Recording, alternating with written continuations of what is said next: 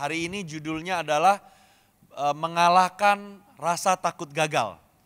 Conquering the fear of failure. Rasa takut gagal itu dialamin secara universal, saudara. Semua orang mengalami namanya rasa takut gagal. Saudara takut gagal dalam membangun satu usaha? Ada. Saudara takut gagal dalam memulai satu pernikahan atau hubungan pacaran? Ada. Tampang-tampangnya juga ada saudara yang takut gagal ditolak waktu mau nembak seseorang. Ada juga yang takut gagal dalam mulai satu pelayanan atau terlibat dalam satu pelayanan. Rasa takut gagal ini dialamin semua orang. Nah saudara, malahan saudara di ayat di Matius 25 itu ada contohnya di mana orang takut gagal. Saking takutnya sampai dia menyembunyikan segala yang Tuhan sudah percayakan dalam hidupnya. Dan dia dikatakan menjadi orang yang jahat dan malas. Boleh pinjam ayatnya nggak Matius 25? Boleh ditampilin? Yuk kita baca sama-sama ya. 1, 2, 3. Karena itu aku takut dan pergi menyembunyikan talenta Tuhan itu di dalam tanah. Ini terimalah kepunyaan Tuhan. Maka jawab tuannya itu, hai kamu hamba yang jahat dan malas. Ini yang ceritanya yang itu loh saudara. Di mana ada seorang tuan, dia mau pergi jauh, dia percayakan ke hambanya ada 3. Ada yang dikasih 1, ada yang dikasih 2, ada yang dikasih 5 saudara. Terus salah satu hambanya itu dia berkata apa? Karena dia takut, dia menyembunyikan talenta yang tuannya udah percayakan. Jangan-jangan saudara, beberapa dari saudara itu karena takut. Saudara menyembunyikan segala kesempatan, kemampuan, berkat yang Tuhan sebenarnya sudah rencanakan dalam hidup saudara. Tapi karena takut, hari ini saudara belum pernah menikmati segala sumber daya, segala berkat, segala rancangan Tuhan yang begitu baik sebenarnya dalam hidup saudara. Karena saudara takut yang namanya gagal, saudara. Nah, hari ini kita jangan sampai dikatakan sebagai orang hamba yang jahat dan malas. Kerinduan saya hari ini mengangkat topik ini adalah setiap dari saudara pulang dari tempat ini menjadi orang-orang bukan jahat dan malas, tapi orang-orang yang bisa mengalahkan rasa takut gagal dalam hidup saudara. Sehingga ini kerinduan gereja dan saya sendiri. Begitu banyak sumber daya yang Tuhan percayakan, begitu banyak kesempatan yang Tuhan percayakan dalam hidupmu, begitu banyak joy, sukacita, kebahagiaan, kelepasan, kesehatan yang Tuhan sudah rencanakan dalam hidup saudara. Kerinduan saya, saudara pulang dari tempat ini tahun ini dan tahun-tahun ke depan, saudara boleh menjadi orang-orang yang menikmati segala yang Tuhan sudah rencanakan dalam hidup saudara. Dan hari ini kita mesti belajar gimana caranya kita bisa mengalahkan yang namanya rasa takut gagal. Mungkin itu takut gagal dalam membesarkan anak. Bisa saudara, saya punya 3 anak. Saya takut kadang-kadang salah didik anak saya. Takut mulai usaha baru. Takut udah mulainya aja udah takut. Jalaninnya juga takut saudara. Kadang-kadang bisa lewat gak nih tahun ini. Saudara, terus takut mulai pekerjaan yang baru.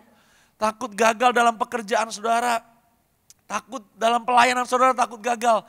Kita harus belajar gimana caranya bisa mengalahkan rasa takut gagal. Sehingga segala kesempatan yang Tuhan sudah percayakan, saudara bisa nikmati tahun ini. Amin. Yuk yang pertama kita belajar. Yang pertama saudara, untuk engkau bisa mengalahkan rasa takut gagal, conquering the fear of failure. Yang pertama engkau perlu belajar untuk bisa mengubah, redefine the meaning of failure. Engkau perlu mengubah arti dari kegagalan saudara. Kita baca sama-sama. Saya pinjam ini dong, Amsal 28 ayat 13 tapi yang bahasa Inggrisnya. Nah saya pinjam, saya bacain ya saudara. Yang bahasa Inggrisnya bagus banget soalnya versinya. A man who refused to admit his mistake can never be successful. Maksudnya ini, orang yang tidak mau mengakui kesalahan atau kegagalannya, dia tidak akan pernah berhasil. But if he confess and forsakes them, namun apabila dia yang pernah salah dan pernah gagal, mengakui kesalahan dan kegagalannya dan meninggalkan kesalahan dan kegagalannya karena dia mau belajar daripada kesalahan dan kegagalannya, he gets another chance, dia mendapat kesempatan lagi. Paham saudara? Ayatnya bagus banget. kalau kita sebagai seorang manusia, kegagalan itu pasti kita hadapin dalam hidup ini. Kesalahan itu pasti kita pernah hadapin. Tapi kalau seseorang tidak mau mengakui kegagalan dan kesalahannya dan tidak mau belajar daripada kesalahan dan kegagalannya, dia tidak akan pernah berhasil. Tapi ketika seseorang, walaupun orang benar pun bisa jatuh kata firman Tuhan. Walaupun kau bisa gagal, walaupun kau bisa salah. Tapi kalau engkau mau mengakui kesalahanmu dan belajar meninggalkan kesalahan dan kegagalanmu. Karena engkau mau belajar dari kesalahanmu. Engkau mendapat kesempatan lagi. Wih saudara, kalau engkau ada pernah tahun ini atau tahun lalu ada gagal dalam bisnis saudara. Dan engkau mau belajar daripada kegagalanmu di bisnismu. Saudara, di dalam Tuhan engkau akan mendapat kesempatan lagi saudara. Kalau engkau pernah gagal dalam pernikahanmu, mungkin saudara, sorry to say, hari ini saudara udah pisah sama pasangan hidup saudara. Tapi kalau engkau mau belajar daripada kegagalanmu pernikahan sebelumnya. Dan kau mau belajar dari kesalahanmu waktu engkau menjadi seorang suami atau seorang istri dari hubungan yang sebelumnya. Engkau akan mendapat kesempatan lagi kata firman Tuhan. Saudara, yang dimaksud yang pertama saudara, untuk engkau bisa belajar mengalahkan rasa takut. Engkau perlu mengubah definisi arti kegagalan. Kegagalan bukanlah kegagalan dan bukanlah akhir. Tapi kegagalan adalah edukasi. Ngomong ke sebelah kirinya, kegagalan itu adalah edukasi. Saya berpendidikan tinggi, bilang. Karena saya sering salah. Saya banyak gagal. Saya berpendidikan tinggi. Saudara, engkau perlu merubah setiap kali engkau mengalami satu kegagalan atau kesalahan. Sebagai satu edukasi yang dimana engkau bisa belajar daripada hal itu. Karena kalau engkau belajar dan meninggalkan kesalahan itu, engkau akan mendapat kesempatan lagi, kata firman Tuhan. Belajar apa sih? Yang pertama, apa yang kita belajar dari kegagalan? Yang pertama kita belajar apa yang nggak berfungsi, apa yang nggak bekerja, apa yang tidak berhasil, apa yang tidak, what doesn't work, apa yang sebenarnya nggak bisa gitu saudara. Saudara, Thomas Edison. Nih, lampu ini semua sumber awalnya dari orang namanya Thomas Edison. Dia yang menemukan lampu bolam saudara. Zaman dulu bolamnya tapi ada gak gambarnya? Gede bener, gak kayak begini kecil. Basically Thomas Edison itu dia yang menemukan lampu bolam. Jadi thanks ke yang namanya Thomas ini. Sehingga kita bisa menikmati yang namanya penerangan seperti ini saudara. Nah, dia berulang kali gagal. Dia berulang kali cari jalan, dia berulang kali coba dengan berbagai macam material dan teknik, gagal. Dikatakan 10.000 kali gagal ya saudara. Sampai satu kali dia berhasil menemukan bahwa material yang dia mesti pakai namanya tungsten. Kalau orang kerja besi ngerti tungsten saudara. Nah, waktu dia berhasil dan ada orang yang mewawancarai dia tanya, Thomas, you udah gagal 10.000 kali. Kok bisa sih masih mau nyoba gitu. Ini jawaban dia, boleh pinjam? Dia bilang apa? Sebentar saya gak bisa lihat yang itu. Dia bilang gini nih, dia jawab. Dia bilang saya bukan gagal 10.000 kali. Saya berhasil menemukan 10.000 cara yang tidak berhasil. Saudara bukan gagal tahun kemarin. Saudara menemukan cara yang semestinya engkau gak kerjakan lagi tahun depan saudara. Atau tahun ini. Saudara bukan gagal di pernikahan sebelumnya. Saudara menemukan cara yang nanti kalau Tuhan percayakan seseorang dalam hidup saudara. Atau saudara kembali dipersatukan lagi oleh pasangan hidupmu. Engkau udah tahu yang mana yang kau gak boleh kerjakan, yang kau katakan saudara.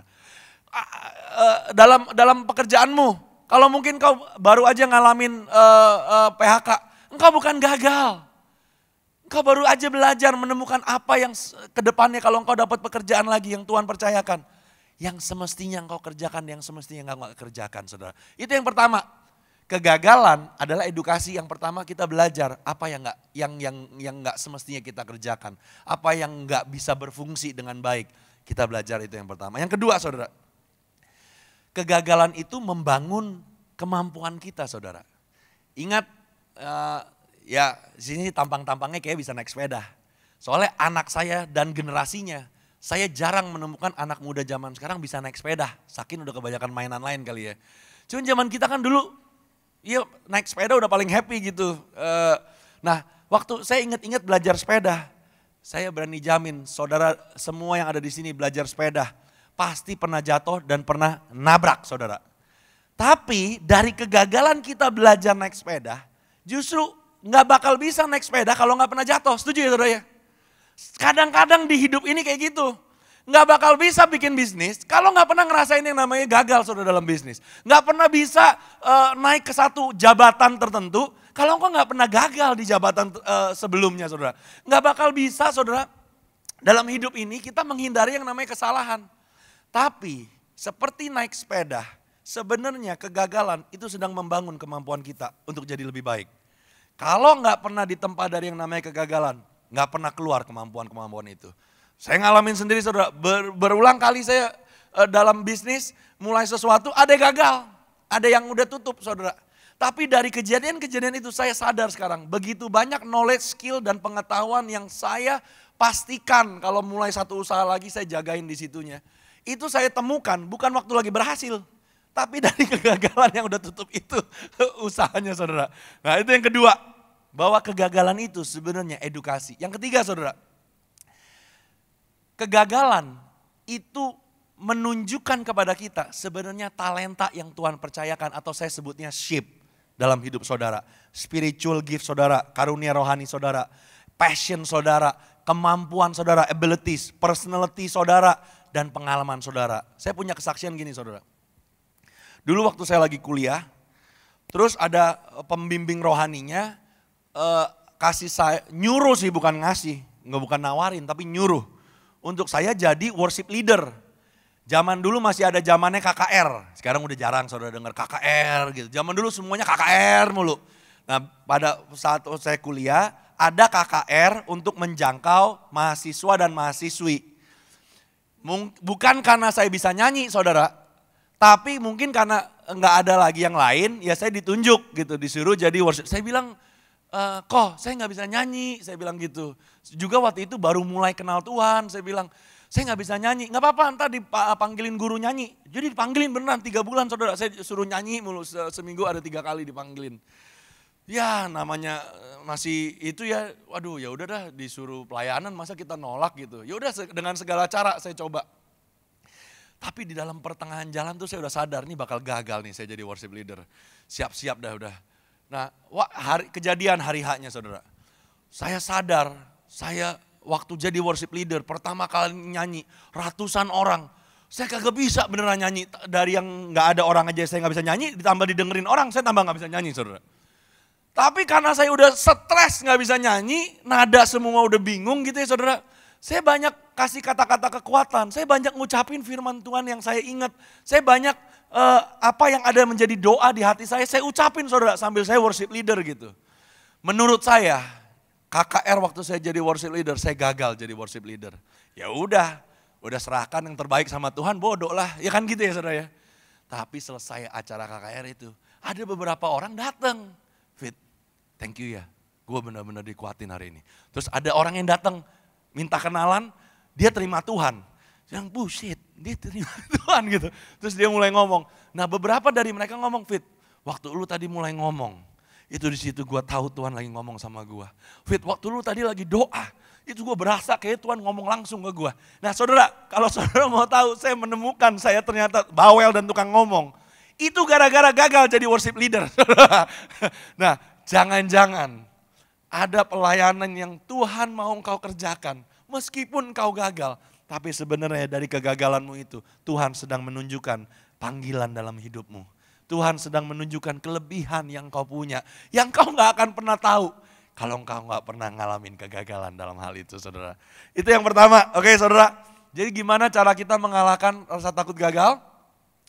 Itu caranya yang pertama kita mesti redefine arti dari kegagalan. Bahwa kegagalan adalah edukasi. Oke, yang kedua saudara, yuk kita belajar yang kedua gimana cara mengalahkan rasa takut gagal. Yang kedua kita perlu belajar untuk refokus kepada kasih Tuhan. Kita baca yuk ayatnya di 1 Yohanes 4 ayat 18 yang pertama. Ayo kita baca sama-sama, 1, 2, 3. Di dalam kasih tidak ada ketakutan.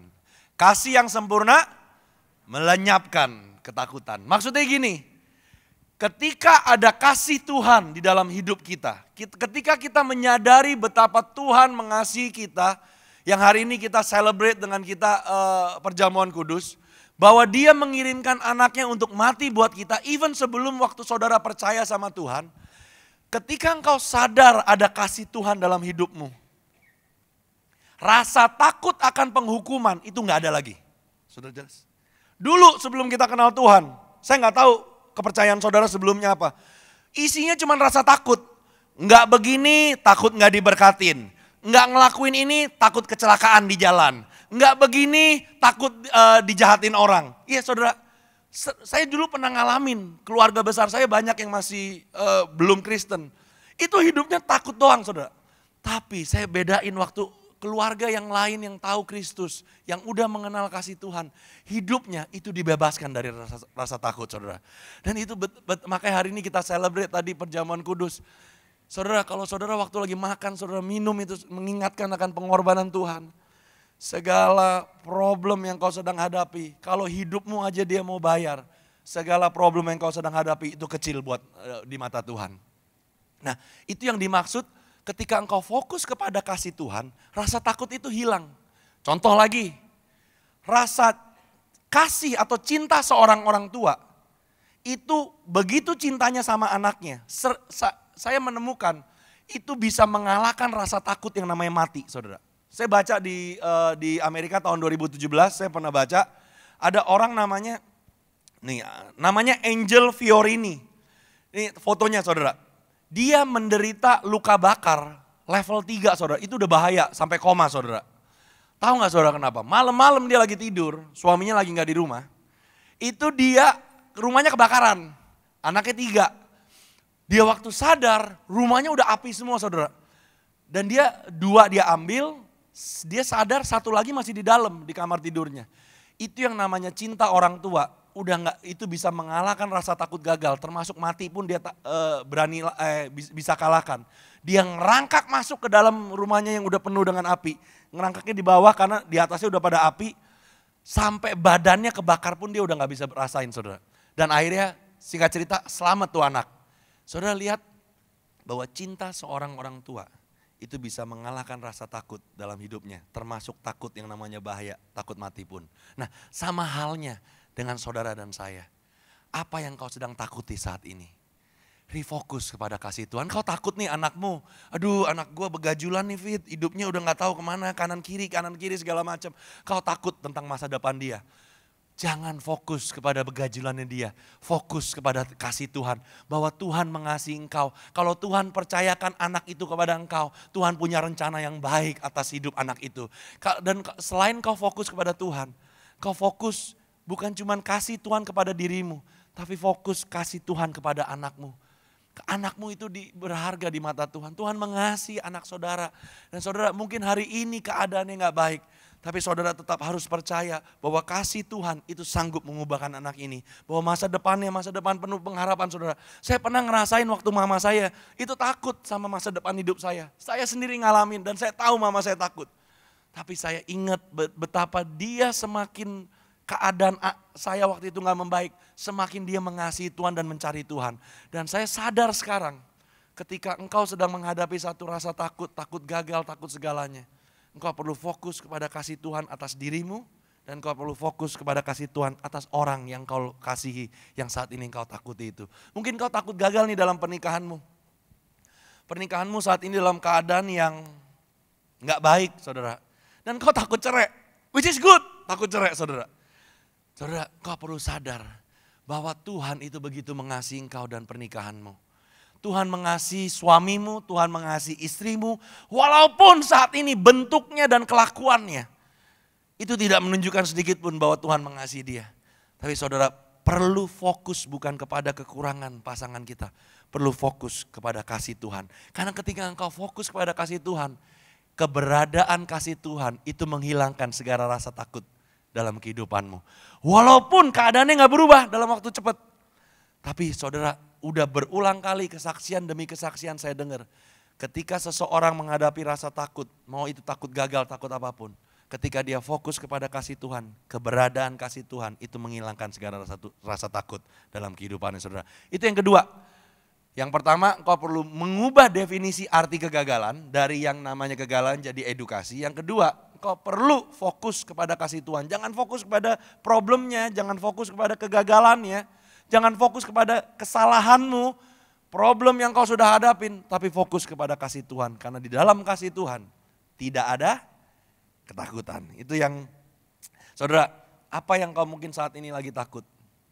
Berhenti fokus kepada ketakutannya. Mulai fokus kepada Tuhan ya saudara, kepada kasih, betapa Tuhan mengasihi engkau. Yang terakhir saudara, kita perlu berhenti mendengarkan suara ketakutan dan mulai mendengarkan suara Tuhan saudara. Yuk kita baca ayatnya.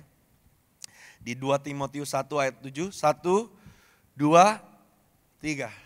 Sebab roh yang Allah berikan kepada kita bukanlah roh yang membuat kita menjadi penakut. Sebaliknya, roh Allah itu membuat kita menjadi kuat. Penuh dengan kasih. Yang ketiga, dapat menahan diri. Maksudnya firman Tuhan seperti ini. Kalau apa yang kau dengar membuat engkau menjadi takut, itu bukan berasal dari Tuhan. Walaupun kemasannya seakan-akan Alkitabiah atau kekristenan. Belum tentu saudara. Kalau yang engkau dengar membuat engkau takut, itu bukan dari Tuhan. Karena yang dari Tuhan, kata firman Tuhan, itu tidak menjadikan engkau penakut. Tapi menjadikan engkau apa? Kuat. Yang kedua, penuh dengan kasih. Yang ketiga, dapat menahan diri. Nah saudara, seringkali kita mesti stop dengerin kadang-kadang suara yang ada di pikiran kita sendiri. Apalagi kalau udah suaranya berisi tentang ketakutan saudara. Karena seringkali diri kita juga berbohong sama diri kita sendiri. Jadi kalau di hari ini saudara nih, kalau lagi sendirian, pikirannya takut doang. Isinya takut gagal, takut rugi, takut ditinggalin suami, takut istrinya aneh-aneh, takut anaknya segala macam. Saudara mesti berhenti mendengarkan semua yang barusan ada di pikiran saudara. Yang kedua, berhenti bergaul sama orang penakut saudara. Kalau ngumpul sama penakut jadi penakut. Walaupun kesannya dia bukan penakut. Dia penuh perhitungan di dalam kehidupannya. Mau ini tapi begini ya, aduh zaman sekarang udah gak bisa gitu. Nah yang kayak begitu saya gak mau nemenin biasanya saudara, udah males ya. Ngumpul tuh sama orang-orang yang berani, beriman, yang tahu limitasi, yang tahu, yang sadar bahwa dia penuh kekurangan. Tapi karena imannya kepada Tuhan, dia mau coba, dia mau jalanin, dia mau usaha. Nah saya demenin ngumpul sama orang kayak gitu saudara, coba deh ngumpul. Sebulan aja sama orang yang penakut, jadi penakut. Tapi kalau ngumpul sebulan sama orang yang beriman, yang tahu dia punya begitu banyak kekurangan, tapi dia nggak melihat kekurangannya, tapi dia melihat begitu banyak janji Tuhan. Jadi berani saudara, ngumpul sama orang kayak gitu. Nah yang ketiga apa lagi? Tuh, kadang-kadang WA itu juga pusing, WhatsApp. Terima bro, itu tuh forward-an itu. Ngelihat gini, ngeliat, aduh takut. Resesi, aduh kita tambah takut. Ngeliatin inilah zaman sekarang kayak begini, kayak begitu. Udah yang kayak gitu-gitu biasanya sih ya saudara. Kalau orang ngirim forward ke saya, jarang sih saya baca saudara. Karena isinya kebanyakan yang kayak begitu-gitu saudara. Tapi kalau saudara bisa memilih, soul detox hari ini benar-benar kayak milih makanan, lagi detox. Saudara juga mesti milih. Kalau saudara tiap hari makannya junk food, makanan yang kayak burger kayak gitu. Kira-kira badan saudara sehat gak? Nah pikiran saudara kalau tiap hari dikasih makanan yang gak sehat, kira-kira pikiran saudara sehat gak? Enggak juga, jadi penakut saudara. Tapi kalau pikiranmu tiap hari diisi dengan hal-hal yang baik. Saudara, apalagi kalau saudara mulai mendengarkan suara Tuhan. Itu saudara, masalah boleh ada, tantangan boleh tinggi. Tapi for some reason, kata firman Tuhan, engkau menjadi kuat. Engkau dipenuhi dengan kasih, engkau dapat menahan diri. Nah, berhenti minta suara Tuhan audible. Halo, besok kemana? Atau berhenti minta, boleh sih minta vision, minta visi, minta penglihatan, minta mimpi, boleh. Tapi mulai sekarang, mulai minta ayat sama Tuhan. Karena kenapa? Suara Tuhan ditemukan dalam firman Tuhan saudara. Kalau saudara berusaha, aduh Fit gue kurang rohani nih, gak pernah dengar suara Tuhan. Karena saudara gak pernah baca firman Tuhan. Kalau saudara tiap hari aja baca, saudara tiap hari dengar suara Tuhan saudara. Itu pengalaman hidup kita saudara. Saudara udah mesti berhenti sekarang. Minta Tuhan berbicara kepada aku. Ini jujur aja kalau ada koneksi langsung 3G-nya bagus antara saudara sama Tuhan ya. Dia udah ngomong, aduh lu baca dulu SMS dari gua gitu maksudnya gitu.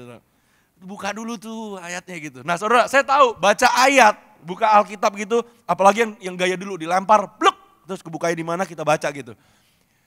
Itu agak berat memang. Kadang-kadang kita baca ya, ini maksudnya apa sih gitu kan kita nggak ngerti.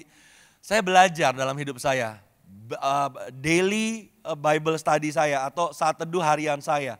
Itu saya nggak semena-mena baca satu perikop ya silakan. Mau selesain Alkitab boleh. Dan rewarding banget, saya beberapa kali nyelesain Alkitab rewarding. Kayak lari maraton, akhirnya selesai. Walaupun nggak ngerti saudara. Tapi sekarang saya rubah, saya kadang-kadang baca cuma satu ayat. Kadang-kadang kalau benar-benar maknanya itu ngena banget ke hidup saya. Ayatnya belum habis sampai tengah saya stop saudara. Saya serepin kayak makan enak gitu, kayak minum kopi dicium dulu, dirasa-rasa di lidah tahu kayak saudara ya. Dinikmatin gitu. Nah saudara gereja ini, aduh amazingnya bukan main. Udah siapin sumber daya yang namanya mobile app NDC saudara. Saudara kalau belum download, segera download. Kalau nggak punya paket data, kebangetan karena begitu banyak yang murah sekarang pakai data. Ya minjem lah ntar sama pelayan hamba Tuhan di luar. Kalau nggak tahu cara downloadnya nggak apa-apa. Anaknya nggak mau bantuin, pelayan Tuhan mau. Karena banyak anak suka nggak mau nuntunin orang tuanya kalau nanya soal HP. Memang pusing kadang-kadang dikasih tahu, ngulangin lagi, nanya lagi. Nah nggak apa-apa ntar ada pelayan Tuhan yang akan ituin. Saudara download, di dalam NDC app itu ada namanya Revive. Saudara udah gak usah keren-kerenan baca nyelesain Alkitab 1 tahun. Baca dulu Revive setiap hari. Ada gambarnya gak? Tuh saudara. Ini contoh nih, saya screen capture aja. Ini contoh 3 Maret. Saudara pencet aja yang namanya Style Baca. Saudara baca di situ ada ayatnya. Kadang-kadang ayatnya banyak. Tapi most of the time ayatnya paling 1-2 gitu saudara. Tapi ada pengertiannya. Dan di akhirnya saudara biasanya ada yang engkau mesti lakukan. Nah kalau engkau tiap hari aja punya jurnal mau itu di HP atau di buku ya saudara. Atau di komputer saudara. Apa yang saudara belajar dari Revive hari itu? Apa yang Tuhan bicarakan ke saudara hari itu yang saudara belajar? Dan saudara mulai catat atau saudara tulis apa yang saudara belajar.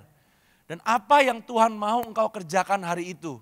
Sesuai dengan yang firman Tuhan saudara baca hari itu. Saudara, rasa takut itu bisa tetap ada. Takut gagal tetap ada. Tapi benar kata firman Tuhan.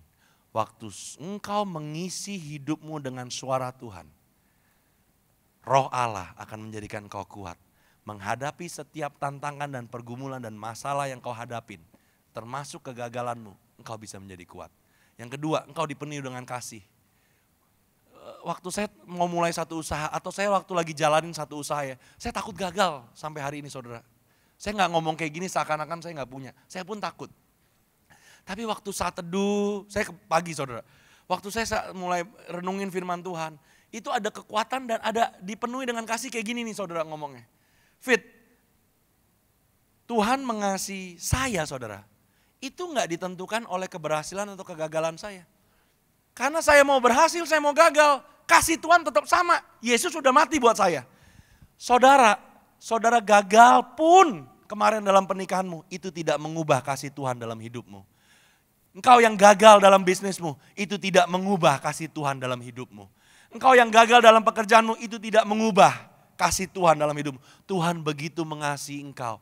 Dan kasih Tuhan tidak ditentukan juga oleh keberhasilan kita. Seakan-akan orang yang lebih berhasil dari kita, dia lebih dikasih Tuhan. No, tidak sama sekali. Kasih Tuhan semata-mata ditentukan oleh apa yang Yesus sudah perbuat di kayu salib. Amin. Jadi hari ini Tuhan melihat saudara, bukan titel kegagalan, keberhasilan saudara. Yang dia lihat itu Yesus dalam hidup saudara. Dan kalau engkau dipenuhi dengan kasih kayak gini, poin nomor 2 tadi, ketika ada kasih Tuhan, ketakutan itu hilang saudara. Yang terakhir apa? Waktu engkau terus revive ya setiap hari. Dan apa yang kau belajar kau tulis. Engkau dapat menahan diri maksudnya gini. Keputusan-keputusan yang kita ambil, itu tidak dikendalikan oleh emosi dan ketakutan kita. Tapi dikendalikan oleh hikmat yang kita dapat dari firman Tuhan. Dan itu yang akan membuat engkau menjadi berhasil. Saya selesai saudara, itu kerinduan saya saudara. Hari ini begitu banyak talenta, begitu banyak kesempatan, begitu banyak sumber daya yang Tuhan percayakan dalam hidupmu. Tapi engkau saat ini sedang menyembunyikan segala sumber daya itu. Engkau tidak mengupayakannya untuk melipat kali gandakan. Karena kenapa? Bukan karena engkau nggak bisa, tapi karena engkau takut gagal. Kita belajar hari ini, kita pulang dari tempat ini, kita belajar mengalahkan rasa takut gagal. Yang pertama gimana caranya? Mengubah definisi arti kegagalan. Gagal mulai sekarang apa kita ngomongnya? Edukasi saudara. Ya, saudara semua orang berpendidikan tinggi termasuk saya. Karena kita sering gagal. Yang kedua saudara, fokus kepada kasih Tuhan. Jangan fokus kepada rasa takutnya, jangan fokus kepada problemnya. Tapi fokus kepada kasih Tuhan. Yang terakhir, apaan? Yes, mulai mendengarkan suara Tuhan. Jangan dengerin suara ketakutan.